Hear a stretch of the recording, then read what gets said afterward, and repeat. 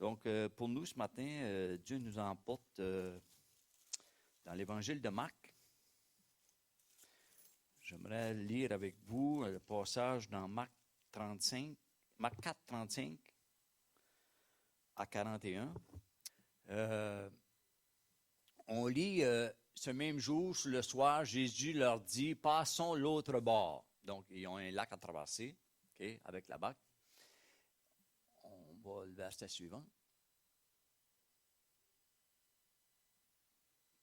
Après avoir renvoyé la foule, ils l'emmenèrent dans la barque où il se trouvait. Il y avait aussi d'autres barques avec lui. Essayons d'imaginer quand on lit ce voyage-là. Okay? Donc, pendant le voyage, il se passe quelque chose. Il s'éleva un grand tourbillon et les flots se jetèrent dans la barque au point qu'elle se remplissait déjà. Essayez d'imaginer, c'est la panique, c'est l'eau qui embarque dans le bateau, tu es sur le lac, qu'est-ce qui se passe? Et lui, il parle de Jésus, il dormait à la poutre sur le coussin. Pas de stress. Ils le réveillèrent. Ils lui dirent, « Maître, ne t'inquiètes-tu pas de ce que nous périssons? » S'étant réveillé, il menaça le vent. Il dit à la mer, « Silence, tais-toi. » Et le vent cessa. Et il y eut un grand calme. Puis il leur dit, « Pourquoi avez-vous ainsi peur? Comment n'avez-vous point de foi? » Ils furent saisis d'une grande frayeur, et ils se dirent les uns aux autres, « Quel est donc celui-ci à qui obéissent même le vent et la mer? » Le titre de mon message ce matin, c'est « La paix dans le tourment ». Vous savez, on a parlé la semaine passée de la peur. La peur a commencé dans le jardin d'Éden. Quand il y a eu la désobéissance d'Adam et Ève, ça a dit qu'ils ont eu peur. Okay?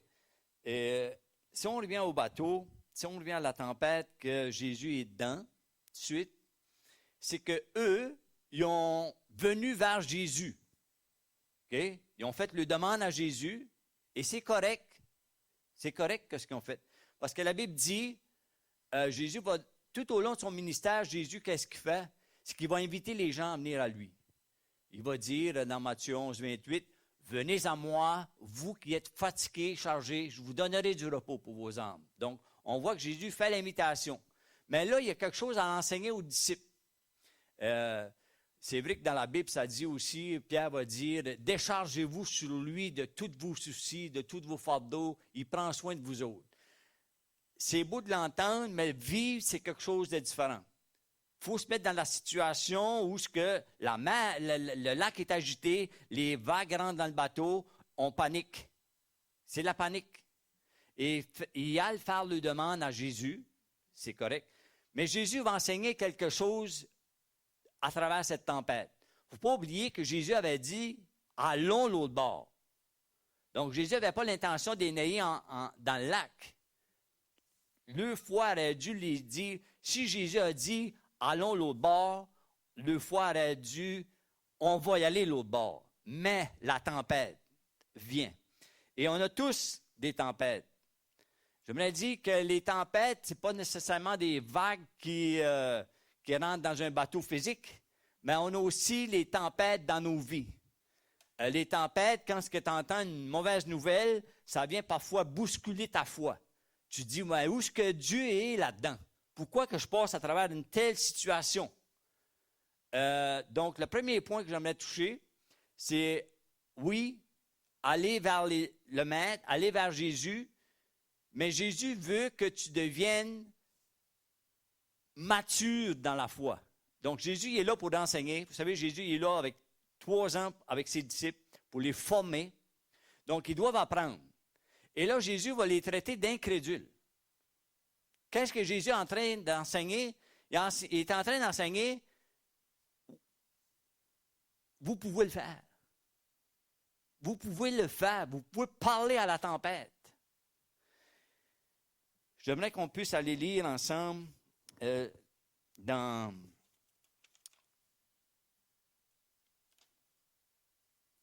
Galates 4, 1 à 7. Dans Galates, vous savez, quand est-ce qu'on est de nouveau?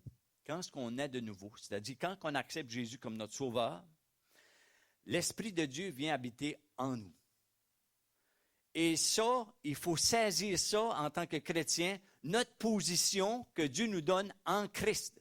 L'autorité que Dieu nous donne, on devrait l'utiliser. Donc, les disciples, qu'est-ce qu'ils auraient dû faire? Ils auraient dû parler à la montagne. C'est ce que Jésus est en train d'enseigner.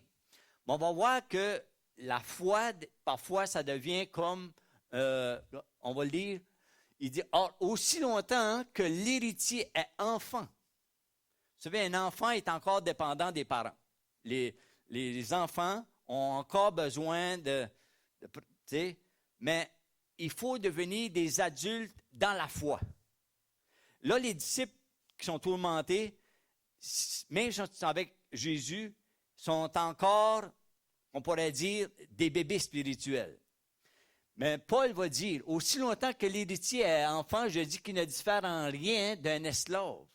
Vous savez, un esclave, il dépend de son maître. Donc, quoi qu'il soit le maître de tout, mais il est sous des tuteurs et des administrateurs jusqu'au temps marqué par le Père. Nous aussi, de la même manière, lorsque nous étions enfants, nous étions sous l'esclavage des rudiments du monde. Mais, lorsque les temps ont été accomplis, Dieu a envoyé son Fils, né d'une femme, né sous la loi, afin qu'il rachetât ceux qui étaient sous la loi, afin que nous reçusions l'adoption. Et l'adoption, c'est pas quelqu'un, c'est plus que nous autres, on va penser l'adoption, ben, c'est quelqu'un qui n'a pas de père, puis on va prendre un enfant en adoption, OK? Mais en Israël, c'est différent. C'est différent que notre coutume ici.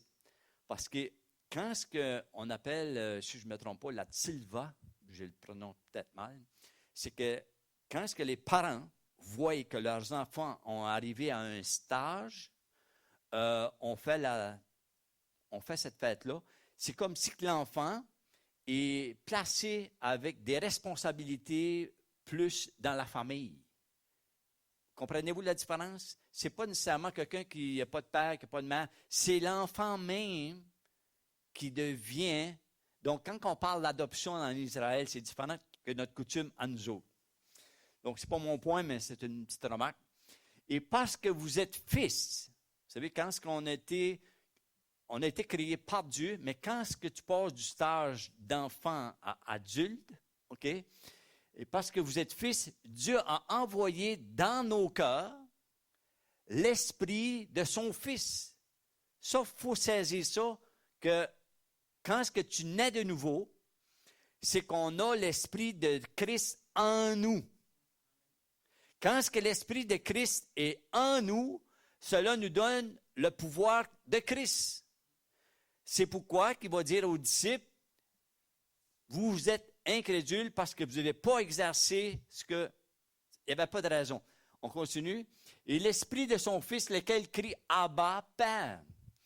Et j'aimerais qu'on puisse aller voir ensemble 2 Corinthiens 5, à partir du verset 17. Vous savez, la Bible dit que si quelqu'un est en Christ, 2 Corinthiens 5, 17 à 21, si quelqu'un est en Christ, on l'a vu la semaine passée, il est quoi? Une nouvelle créature. Il change de position spirituelle. Donc, tu passes de l'enfant, tu nais de nouveau, tu nais Christ en toi. C'est quelqu'un. Les choses anciennes, c'est passé. C'est devenu nouvelle. Les choses anciennes sont passées, voici toutes choses sont devenues nouvelles. Donc, une nouvelle étape. C'est pas juste avoir peur, accepter Christ juste pour échapper au feu de l'enfer. C'est pas juste ça, malgré que c'est déjà bon. T'sais, quand tu acceptes Christ, que tu es échappé du châtiment éternel, mais qu'est-ce que je veux toucher ce matin? C'est notre position qu'on a en Christ. Okay? Donc, il dit, et tout cela vient de Dieu. Ce n'est pas ta performance, ce n'est pas tes efforts, ce n'est pas ta force, c'est par l'Esprit de Dieu, c'est l'autorité que lui te donne. Il dit qu'il nous a réconciliés avec lui par Christ. C'est-à-dire, il n'y a plus de barrière entre nous et Dieu. Vous allez dire, ouais, mais la Bible dit oui, que le péché nous sépare de Dieu. Mais la position que Dieu nous donne en Christ, Dieu nous voit comme Christ, comme si on est sans péché. Quelque chose, hein? Regardons plus loin, hein? On va voir. Il dit qu'il nous a réconciliés avec lui par Christ et qu'il nous a donné le ministère de la réconciliation. C'est-à-dire que Dieu nous donne de réconcilier le monde avec lui. On est dans un ministère. On fait la fonction que Dieu nous donne. C'est Dieu qui veut qu'on fasse ça. Car Dieu était en Christ, réconciliant le monde avec lui-même, en n'imputant point aux hommes leur offense, il a mis en nous la parole de la réconciliation. Verset 20. Nous faisons donc les fonctions d'ambassadeur pour Christ. Un ambassadeur, c'est-à-dire c'est quelqu'un qui remplace, qui représente son pays. Et nous, notre pays, on sait que c'est le royaume de Dieu. Le vrai pays, on représente le royaume de Dieu sur la terre. On est des ambassadeurs. On est les envoyés de Dieu. On fait le ministère de Dieu. C'est ce que Dieu veut. Mais trop souvent, c'est qu'on a laissé la religion nous brainwasher. Et comment est-ce qu'on voit Dieu? On voit Dieu comme un juge qui est là, qui guette juste. Non, Dieu nous a justifiés, on va le voir. Dieu nous a rendus justes à cause de Christ. Cela devrait nous donner de l'assurance, cela devrait nous donner, et on va voir que tout le pouvoir que Dieu donne, parce que l'Esprit de Dieu est en nous. Ambassadeur pour Christ, comme si Dieu exhortait par nous. Regardez bien le nous. Nous vous en supplions au nom de Christ, soyez réconciliés avec Dieu. Donc, s'il y en a qui n'ont pas la paix de Dieu, et tu as besoin d'être réconcilié. Et ce n'est pas compliqué d'être réconcilié avec Dieu. Il faut que tu viennes à la croix. Il faut que tu viennes par la foi et réaliser que le péché t'a séparé de Dieu et que Christ vient mourir pour toi. Jésus va dire, je suis le chemin, la vérité et la vie. Personne ne vient au Père que par moi. Donc, quand tu viens là, tu te répands. Okay? C'est le message que Jésus a prêché, le premier message, répentez-vous. Donc là, tu deviens réconcilié avec Dieu. Mais qu'est-ce qui arrive quand tu nais de nouveau, les choses anciennes sont passées? Il faut saisir la position que Dieu nous donne en Christ. C'est-à-dire, quand tu peux développer, c'est pourquoi Paul va dire dans Romains, il dit, soyez transformés par le renouvellement de votre intelligence, afin que vous discerniez quelle est la volonté de Dieu, ce qui est bon, agréable et parfait. Donc, Dieu a un plan. La Bible nous dit dans Jérémie 27 que Dieu a un plan de paix pour chacun de nous. Pourquoi que le monde est troublé? Pourquoi le monde est tourmenté? Parce qu'il n'y a pas la paix. Et même dans les fins des temps, on dit que l'Antichrist qui va venir, il va parler de paix, mais ce n'est pas de paix. Ils vont dire paix, paix, mais il n'y a pas de paix. La vraie paix vient de Dieu. Quand ce que Paul va écrire, il va souvent dire le Dieu de paix. Le Dieu de paix. La paix vient de Dieu. La paix fait partie aussi du fruit de l'Esprit. Vous savez, quand il dit que l'Esprit de Christ qui habite en vous est là pour produire quelque chose. Et là pour produire quoi? Les fruits. Qu'est-ce que le fruit de l'Esprit selon Galates? L'amour, la joie, la paix. Quelqu'un veut les nommer?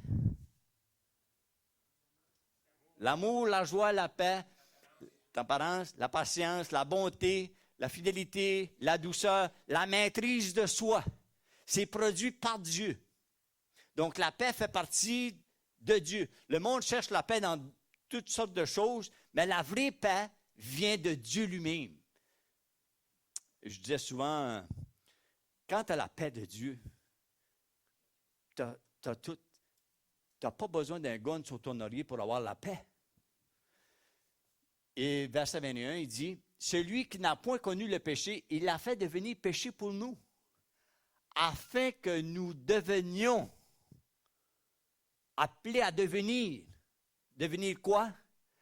La justice de Dieu. C'est pourquoi c'est Dieu qui justifie. C'est-à-dire, c'est Dieu qui rend juste. C'est Dieu qui fait ces choses en nous. C'est Dieu qui nous déclare juste en Jésus-Christ. Mais si je me vois toujours comme un pécheur abattu, un chien battu, mais revêtez-vous de la puissance de Dieu. J'aimerais qu'on puisse aller voir ensemble un passage dans Luc au chapitre 10. Jésus arrive, n'oubliez pas, Jésus a une mission accomplie. Là, il faut qu'il meure, qu'il ressuscite, OK?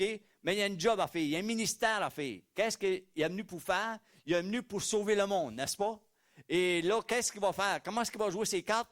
Il va choisir 12 hommes, OK? Et comme nous, si j'aurais un ministère comme Jésus avait eu à faire, qu'est-ce que j'aurais fait avec... comment je m'aurais supplié avec ça? On voit que Jésus va prier 24 heures. Après ça, il se lève le lendemain. Ben, il a prié 24 heures, il n'a pas dormi. Donc, il arrive, puis il choisit. Il commence à choisir. Il en choisit 12. On dirait que, paf, paf, paf, paf, paf. Là, tu te dis, ouais, mais comment est-ce que Jésus a choisi ça? Tu sais, qu'est-ce qu'il aurait voulu avoir? Vous savez, j'ai déjà fait partie des gangs, mais qu'est-ce qu'il aurait voulu avoir quelqu'un dans sa gang qu'il va te renier, qu'il va dire, je ne te connais pas, comme Pierre. Si on prend un autre comme Judas, tu dis, ouais, mais lui, il a vendu le maître. Qu'est-ce qu'il veut l'avoir dans sa gang? Okay? Et quand est-ce qu'il faut qu'il passe par la Samarie un jour, Jean, qui est supposé d'être le disciple de l'amour, et la Samarie, ils sont contre eux autres, ils ne veulent pas qu'il passe, et eux, ils vont dire, veux-tu qu'on invoque le feu du ciel pour qu'il brûle la ville? Jésus n'est pas venu pour brûler des villes. Voyez-vous, comment ça que Jésus a pris ces choses-là? Comment est-ce que nous, on serait surpris pour prendre le ministère? Les 12, ils vont commencer à proclamer la parole. Et là, ils vont se ramasser avec une gang de 70. Et c'est ça qu'on trouve dans le livre de Luc au chapitre 10. Et remarquez bien quel était le message. Donc là, il prend les 70 et là, il lui donne l'instruction. Allons voir l'instruction qu'il va donner aux 70. Comment est-ce qu'il devrait agir pour faire le ministère? On a vu, on lit. Il va dire, dans quelque maison que vous entriez, dites d'abord que la paix soit sur cette maison. C'est-à-dire, c'est des messagers de paix. Donc, ils doivent aller et proclamer cette paix-là. Le monde est tourmenté. Le monde a besoin de paix. Et depuis que la chute d'Adam, le monde a besoin de paix. Quand est-ce que tu vois ça? Et laissez-moi vous donner un exemple. Quand j'arrive en prison, il y a une petite côte juste avant que je voie la prison. Vous savez, ça fait 27 ans que je vais dans les prisons. Et quand j'arrive sur cette petite côte-là, tout de suite, ce verset-là me vient à l'esprit.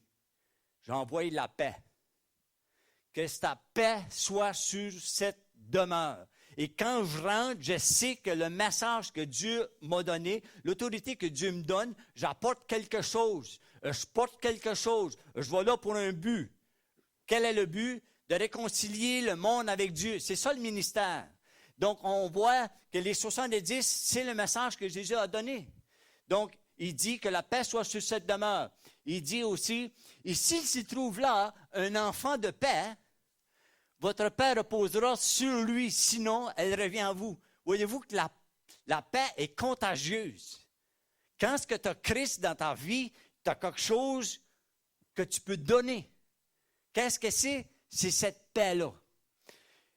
Et la deuxième chose qu'ils vont enseigner, il dit, demeurez dans cette maison-là, mangeant et buvant ce qu'on vous donnera, car l'ouvrier mérite son salaire. N'allez pas de maison en maison, verset 8, dans quelque ville que vous entriez et que l'on vous recevra, mangez ce qui vous sera présenté. Verset 9. Guérissez les malades qui s'y trouveront. Voyez-vous l'œuvre? Ils n'ont pas appelé Jésus, viens ici, on a trouvé un malade. Il dit, guérissez les malades. Dites-leur, le royaume de Dieu s'est approché de vous. Qu'est-ce que tu portes? Tu portes la paix, tu portes le royaume de Dieu et tu devrais être contagieux. Quand j'arrive là, oui, je dis que la paix soit sur cette demeure, mais quand je suis rentré là, que les gens viennent, je peux dire, par l'autorité que Dieu nous donne, le royaume de Dieu s'approche de vous. Je voudrais vous dire ce matin, le royaume de Dieu, ce n'est pas des choses qui frappent les regards. Le royaume de Dieu, c'est la présence de Dieu parmi nous. Je veux vous dire ce matin, le royaume de Dieu il est ici. Ta paix peut être contagieuse. La paix doit être contagieuse. Le royaume de Dieu, tu le portes. Ce n'est pas juste une espérance qu'on a. Le monde est sans paix. Le monde a besoin de paix. Et le message de l'Évangile, c'est le message de paix. Il n'y a rien de pire que de mourir et de ne pas savoir ce que tu vas. L'Évangile va dire où est-ce que tu deviens, qu'est-ce que tu as à faire sur cette terre et où est-ce que tu vas. Tu as l'assurance. Donc, l'Évangile, qu'est-ce qu'elle vient? Elle ne vient pas t'enseigner une religion, suivre des religions, suivre des traditions. L'Évangile vient te positionner, vient faire de toi un ministre. Tu as un ministère. Si tu as un ministère, ça te dit, vois-toi comme un ministre.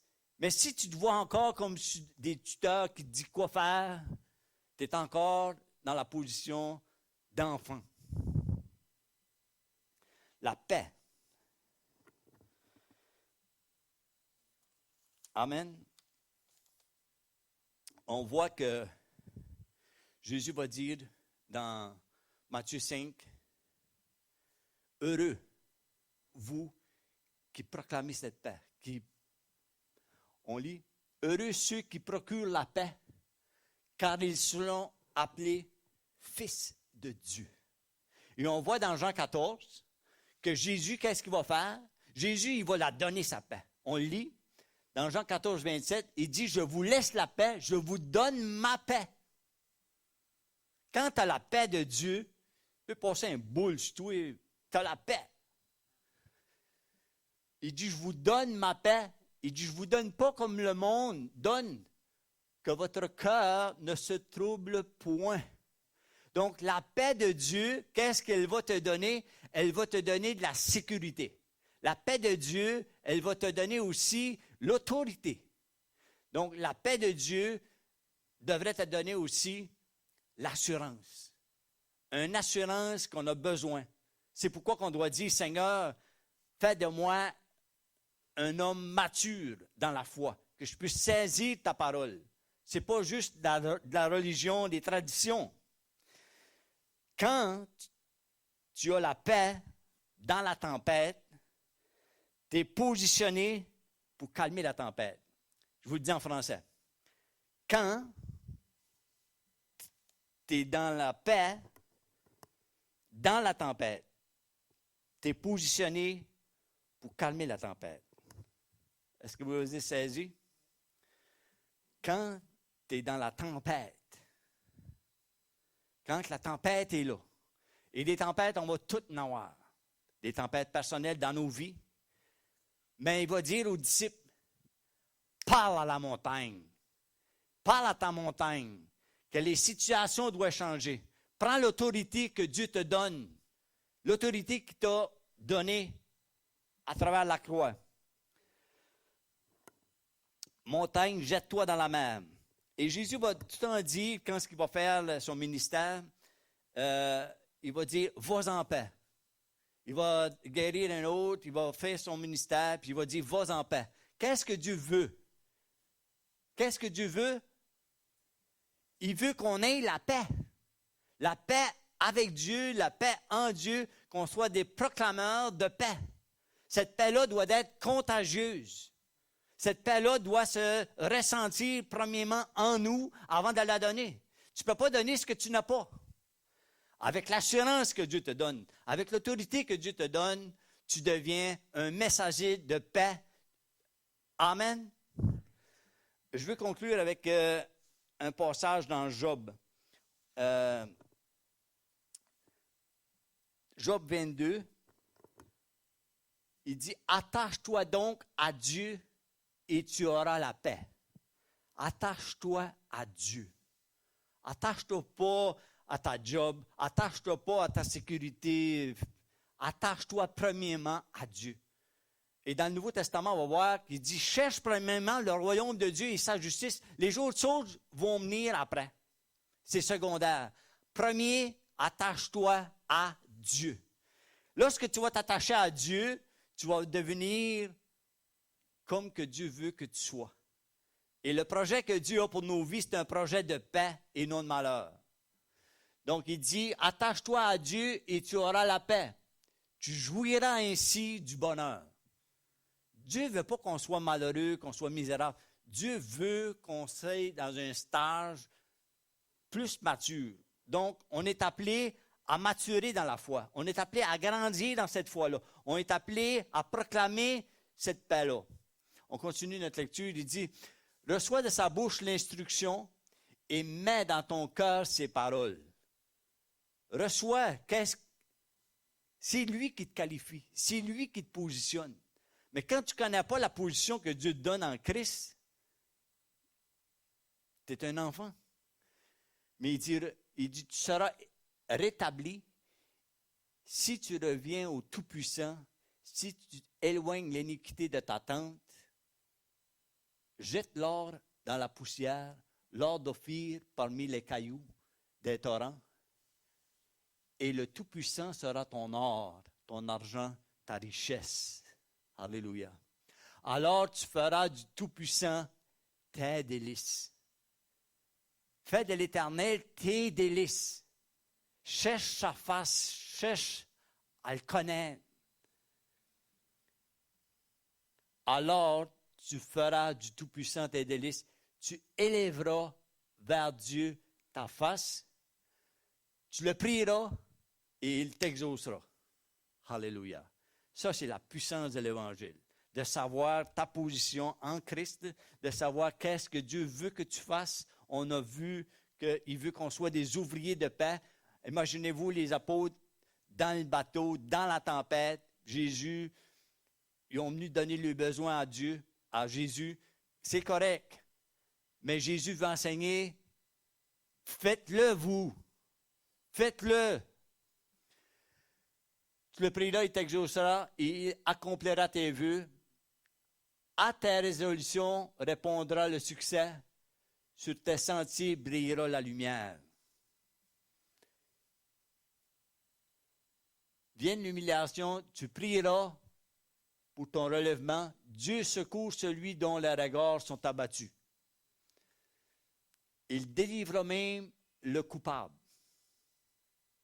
Trop souvent, le diable, qu'est-ce qu'il fait? C'est qu'il veut te disqualifier. Il veut te montrer, gars, qu'est-ce que tu as encore fauté? Gars, tu n'as plus ta puissance, tu l'as perdu. C'est faux. Dieu nous a justifiés en Christ. Oui, on va fauter dans la chair, mais dans l'Esprit de Dieu, à travers l'Esprit de Dieu, Dieu dit qu'il ne se répand pas de ses dons. Dieu a voulu faire justice. Et il a donné ce qu'il y a de plus cher, il a donné son Fils, Jésus-Christ, payer une dette que nous, on ne pouvait pas payer, afin de nous rendre justes en Christ. Et on conclut, il dit, qui devra son salut à la pureté de tes mains. Est-ce qu'il y avait un verset 31? Non, ça finit là.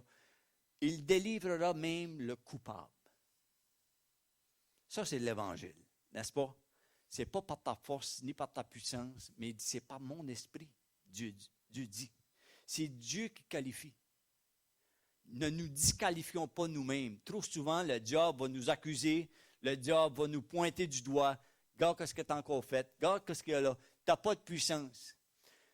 Laissez-moi vous dire, si quelqu'un fait face à un démoniaque ou un malade et que tu veux prier pour lui, la Bible dit, vous recevrez une puissance, le Saint-Esprit survenant sur vous, et vous serez mes témoins, n'est-ce pas?